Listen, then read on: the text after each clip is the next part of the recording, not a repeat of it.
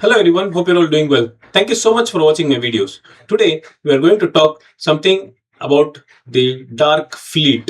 The dark fleet. I'm sure you would have heard about this word a lot of times in the recent past in the social media or the news channels. You have also heard something called the shadow tankers. We are going to talk about this also in this video. This video is going to be very interesting and it will give you an in-depth understanding of what this dark fleet and the shadow tankers are all about. Let's jump into the video. What is dark fleet? The dark fleet is a group of ships that deliberately break the rules of transporting oil countries under international sanctions. So basically, these ships transport oil cargo. Specifically, we are talking about oil cargo.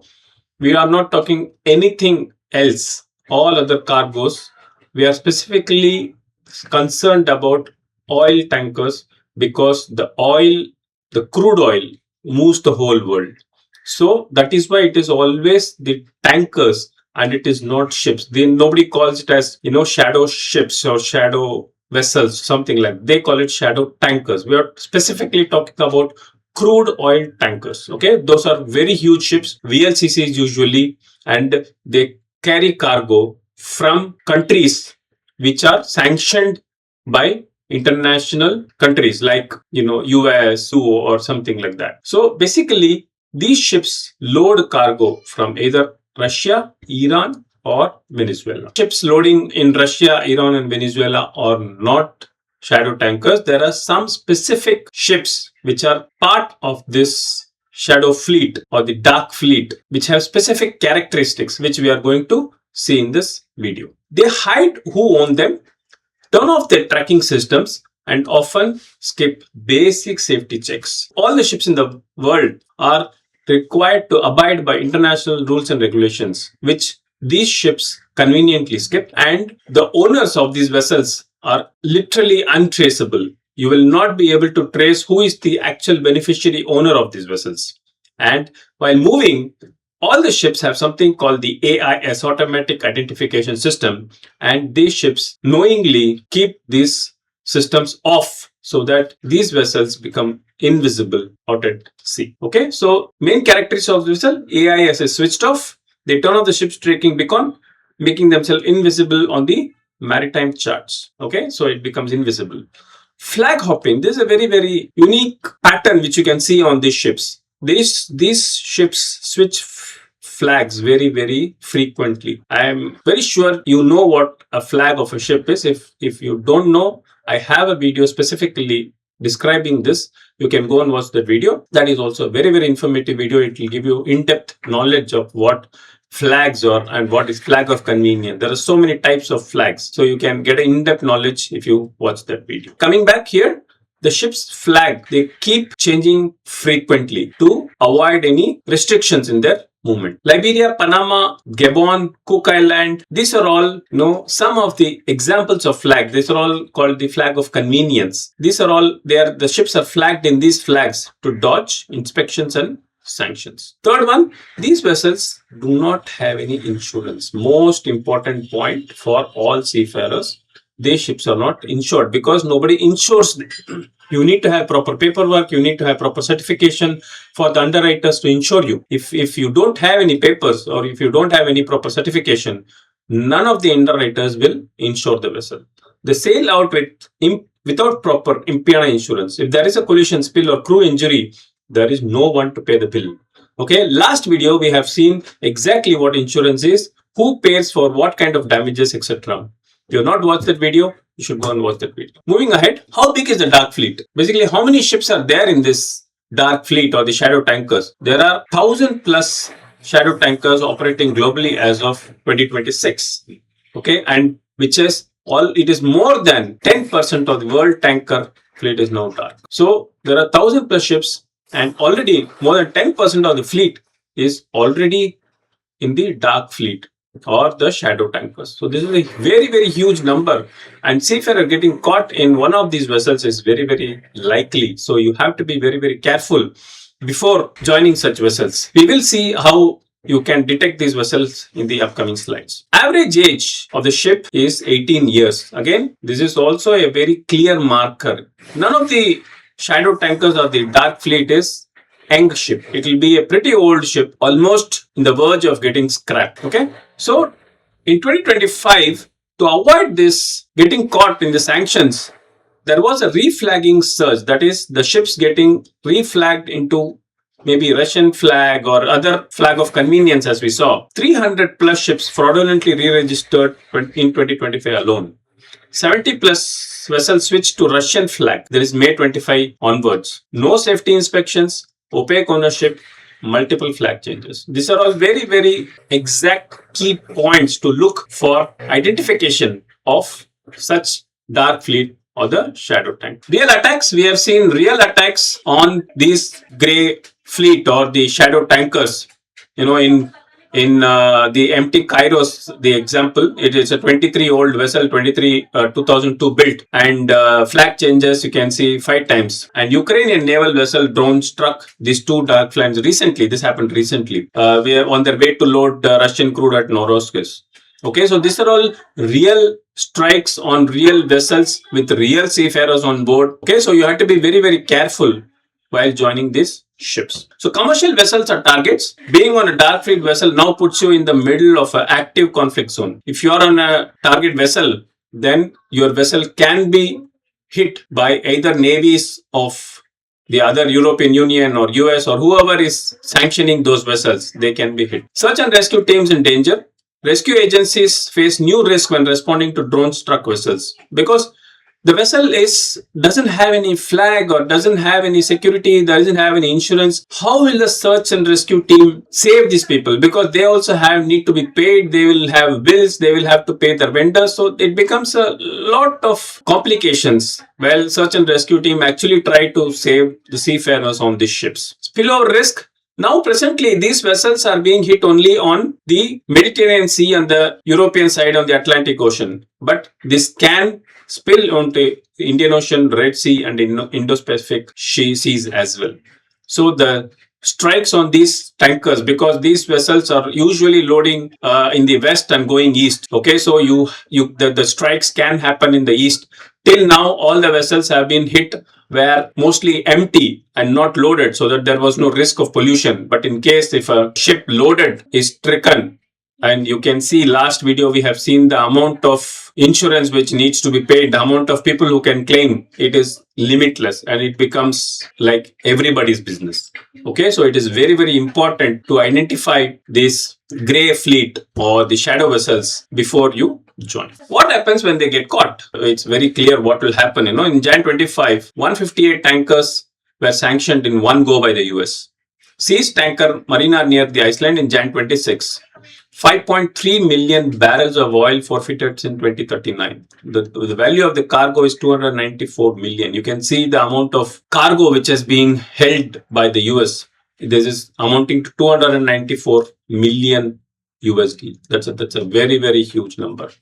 Okay, and if you get up caught, you don't know their fate because you can be arrested. There is no insurance. There is no lawyer to take care of you. There is nobody. You are all on your own. What about your food? What about your salary? What about your repatriation going back home? Nothing is guaranteed, and it is possible that you will be jailed in some foreign country for your life. Okay, this is too much of a risk if you join the shadow tankers or the shadow fleet. And for there is European Union, December 24, they sanctioned 41 more vessels. To total, there are 600 shadow ships which are designated in total by the EU. France recently boarded a Russian tanker in European waters.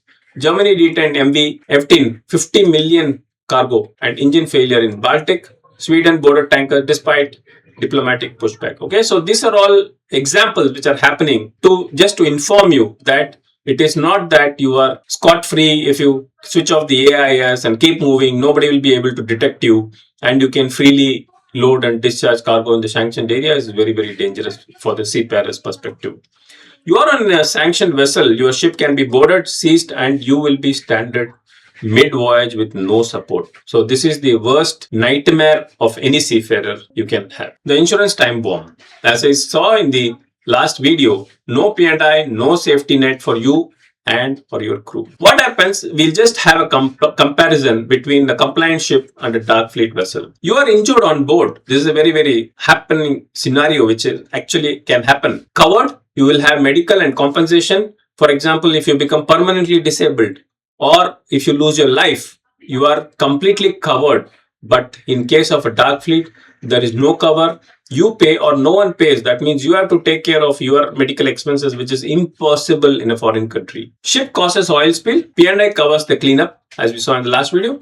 Coastal state taxpayers pay billions because nobody is to take care of it. If you are going to pollute, for example, on the coast of a country, then there is nobody to talk to because we don't know who is the owners, who is the operators of the vessel, nobody to claim the money from. So the coastal state, because their coast is getting affected, they will have to spend the money for all the cleanup, and that will be all the taxpayers' money of that country which is going into that cleanup. Collision with another vessel, legal and financial protection for the vessel if you are compliant.